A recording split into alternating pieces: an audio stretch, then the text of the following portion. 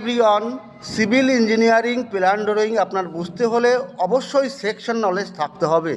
আপনার section knowledge না থাকলে কোনো ড্রয়িং আপনি সঠিকভাবে বুঝতে পারবেন না, না বুঝতে পারলে কোনো কাজই আপনি করাতে পারবেন না।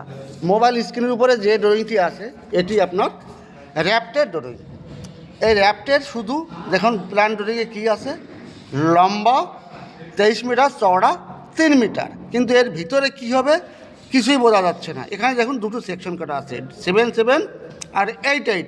এবার যদি সেকশনে যাই তাহলে বুঝতে পারবো।